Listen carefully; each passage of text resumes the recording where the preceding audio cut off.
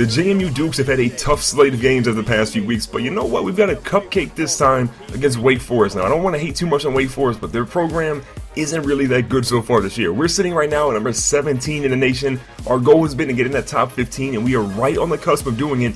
We just have to make sure that we win the rest of our games, and we'll be just fine. Now, Gaskin is still your Heisman frontrunner at this point. We are 6-1 in the conference, so if we win today's game, we are locked to win our side of the ACC, and we'll be playing for the ACC championship. Now, Joe Discher, after being suspended in the first half of last game, is back here. He's starting this game. He's going to move to the right-hand side, and Joe Discher with a beautiful run. But what was that on the end of the play? John Miller made a horrible mistake, ends up getting what looks like clipping on that play, and that's going to force it to come back to make it 2nd and 3. Now Ishmael Hyman's in motion. Discher back in shotgun. He's going to fake the handoff to Cardon Johnson, moves to the left-hand side. Discher is going to keep it, tries to get to the edge, but he doesn't have just enough speed at this point, but still gets that first down. Discher's looking to pass here. All the time in the world for Joe Discher, and he finds Jordan Dotson. It's so good to see Jordan Dotson getting back involved in the passing game. When he's involved, we're typically doing pretty well. Now here, Joe Discher's going to find Henry Castle. The young fella gets another reception. We got Cardon Johnson in the backfield. We're going to hand it off to him this time. He cuts it back. Cardon Johnson, all the time in the world, goes up and gets a little bit past the first down marker, moving us into the red zone. Now on 2nd and 6, Discher, plenty of time, throws it across the middle in tight territory, and that one's going to be caught by Sean McMahon, a 17-yard touchdown. I feel like all Sean McMahon does is make big catches, and on that drive, he gets 1 reception for a touchdown, and Coach Mike Houston says, there you go, young fella, keep it up today. I got a good feeling about today's game for him. Now, 1st and 23, Robinson will go up the middle. Isaiah Robinson gets stopped by Rashad Jean Jr., our defensive playmaker, on that one. Now, 3rd and 7, a little bit of an out route. Holloway's going to try and get the tackle. He does, but Charles Tudd ends up cleaning that one up. They get 15 more yards there. Now, Wofford goes deep. We got a chance with Branch, and Robert Branch can't call that one in. What are you doing, Robert Branch? All you got to do is put your hands up, and that's an easy interception, probably a pick 6. Now, on 3rd and 2, we get a big stop to make it 4th and 3, and everybody on the defense is hyped up. The offense looks great. The defense looks great. This could be a legendary game for the JMU Dukes. And the kick is up for Wake Forest, and that one is going to be good. If nothing else, Wake Forest kicker, he's looking pretty solid today. Now, we do nothing on offense, so Wake Forest gets the ball back. They go to a quick wide receiver screen. They get a little bit of yards, but get stopped just shy of the first down marker. Now, 1st and 10 again, they go back to the play-action fake. Plenty of time to throw in deep, but Rashad Jean Jr., the defensive playmaker, you heard me talking about him earlier. He had a defensive touchdown last week. Could he go back? He's got a chance. Everyone's trying to get him. Rashad Jean Jr. hits the 20-yard line. He hits the 10-yard line, and Rashad Jean Jr. gets in for a huge touchdown. Last week, a defensive touchdown. This week, a defensive touchdown. This dude could go play in the NFL right now, if you ask me. He has been nothing but lights out for JMU this season. Continues to be incredible as only a redshirt freshman. I can't wait to see how that dude blossoms in the rest of his career. Now, Rashad Jean Jr.'s touchdown gives us a 14-3 lead. Isaiah Robinson goes back up the middle, stopped just shy of the marker again. On 2nd and 1, they go to the right-hand side. Brett Siegel can't make the tackle. Looks like Charles Tudd almost can, but Holloway lights him up. But he gets his hand just across the marker to get that first down. Now, 3rd and 9, they need a conversion. Wake Forest is trying to do something on the right-hand side. We got pressure in the face, and we do get a sack, our first sack of the ball game. That makes it 4th and 18, and Wake Forest is forced to punt the football.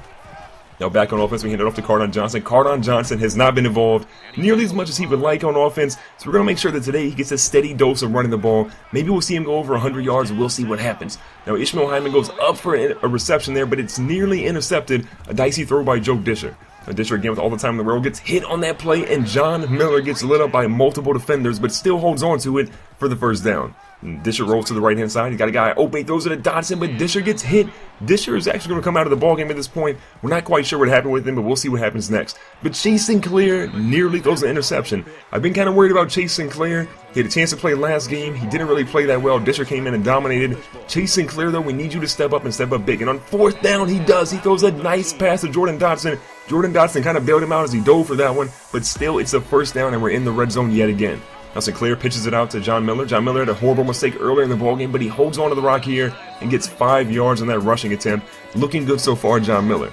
Now the first half is coming to a close. Sinclair's back in shotgun, throws a pass to the right-hand side. Jordan Dotson gets it and gets into the end zone. An 8-yard touchdown reception for Jordan Dotson. Things are looking good. Chase Sinclair had a dicey first pass on his first drive, but since then threw 2 straight completions and ultimately drove JMU down for a touchdown. Now, Wake Forest has the ball with under 40 seconds left. They're going to try and get something big here, but JMU's defense just needs to make sure they protect the field and they'll be okay. Now, Wofford's taking off. Lewis can't get the tackle, but it looks like Brett Siegel comes in and lights him up. Now 30 seconds left. They're looking for something deep. They go across the middle, and we blitzed way too many people. No one was watching for Chase Taylor. Chase Taylor goes all the way down the middle of the field, and that's going to make it a little interesting. Now it's going to be 21-10, assuming they make their extra point. So going into halftime, it's a 21-10 lead. JMU was playing really well. They had a mental lapse at the end of the first half. We'll see if they can rebound here in the second half. Now 2nd and 13, looks like Wake Forest is going back across the middle. This has been wide open for them most of the game, and they're going to continue to abuse it until JMU stops it. And again, they go across the middle. Stephen Claude this time catches it, but Rashad Jean Jr. lights him up for his 5th tackle of the game. Now Isaiah Robinson cuts back this time, gets the first down and a little bit more, pushing them into the red zone territory. On 34, Walford looking for something, throws deep to the right-hand side. He has a guy open, but he doesn't see the pass. How do you run that deep in the end zone, but you don't see the pass? So on 4th and 4, they're going to line up for the field goal. This one's going to be up, and this one is going to be good. So again, Wake Forest, their offense hasn't been really all that great, but their kicker has been pretty money. Now Chase Sinclair is still in the ballgame. Joe Discher is officially out for the rest of the ballgame, and Chase Sinclair is going to get that first down using his legs on that one. Now Sean McMahon back in motion. A little bit of a play action fake. We pitch it out to Sean McMahon. Sean McMahon is going to get to the edge. A great block there. He's going to get the first down and a little bit more. Look at Sean McMahon showing he's not just a great receiver. You can put him in the running game, and he'll be a multi-threat weapon for you.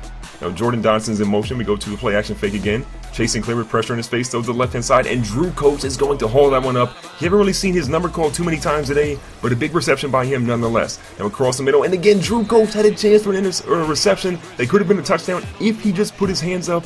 Maybe it was a little bit too much out of his reach. We don't even know at this point.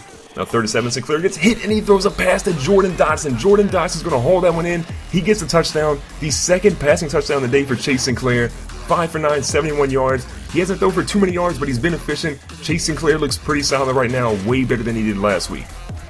Now here with a minute left in the 3rd quarter, Branch is going to come in, try to get the tackle. Barrow, though, is going to clean up and lights up that dude. On 34, they hand it back off to Wortham. Wortham goes up the middle and again gets a chunk of yards.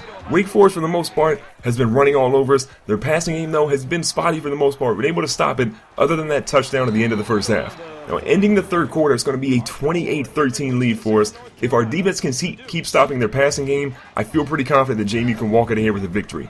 Now 2nd and 10, Walford's going to try to run here, but Aries Cole says, "Where are you going?" Gets his first sack of the ball game. He is our team leader in total sacks right now. Keep it up, young fella. You're looking pretty good. And on 3rd and 16, Aries Cole throws off the spin move, looking like a young J.J. Watt, a young Jadeveon Clowney, maybe even a young Reggie White there. A huge sack on back-to-back plays. Aries Cole gets his 2nd of the ball game. And on 4th and 24, Walford needs something.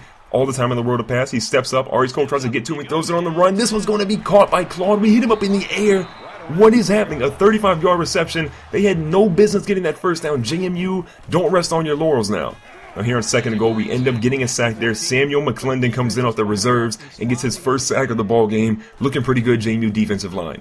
Now on 3rd and goal, they throw across the middle. Brett Siegel's going to come in for the hit on this one. They're going to stop the dude just shy. So 4th and goal, they're going to go for it. They have nothing left to lose. Walford needs something. Throws it across the middle. This one's going to be caught, and they say it's a touchdown. How is that a touchdown? Referees, explain to me how Tabari Hines was in the end zone on that one. He was, but when he actually caught the ball, he was outside and turned up the field, so forward progress shouldn't work. We end up challenging it, and as you can see, that dude turned up the field, was nowhere near the goal line at that point, so we're going to get that one overturned. The touchdown is wiped away, and JMU gets the ball in really bad territory. So here we got a man in motion. We're going to hand it off to Cardon Johnson. Cardon Johnson's going to find his way for the first down. Does a nice little juke move and gets that first down and a little bit more. Now 1st and again for Cardon Johnson. The spin move. Look at Houdini Jr. out here getting that first down on another 12-yard rush. Now 34, we go to a read option.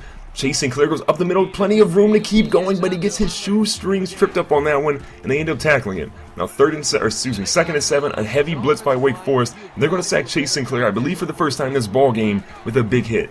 Now 3rd and 14, we need a conversion. Sinclair with all the time in the world throws a beautiful pass. That was the tightest window I think I've ever seen Chase Sinclair actually throw in.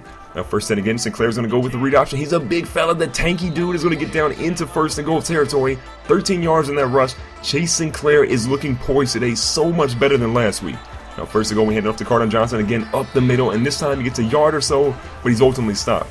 On 3rd and goal, Sinclair with pressure gets hit on that one, and he's going to drop it. But look, we're trying to get in the top 15. We need to score tons of points, especially against Cupcakes. So Coach Mike Houston says, let's go for it. Sinclair rolls to the left, throws across his body, and Sean McMahon gets his 2nd receiving touchdown of the day. That's an 8-yarder, 3 touchdowns on the day for Chase Sinclair. What a play by JMU. things are looking good, and we're going to walk out of here with a much-needed W. This is going to secure us as our side of the conference as champions. We still have to play for the ACC championship, so we'll see what ends up happening with that one. But right now, Chase Sinclair, 7 of 13, 111 with 3 touchdowns. Not a ton of yards, but still super efficient. Cardon Johnson only had 73 rushing yards today, no touchdowns. We got to get him a little bit more involved in the offense. Jordan Dotson was back. Sean McMahon played extremely well today, and Rashad Jean Jr. with 8 total tackles and the longest interception ever returned for a touchdown at 78 yards by Rashad Jean Jr. So if you guys enjoyed this video, make sure to hit the like button. Don't forget to subscribe, and I will catch you guys on the next one.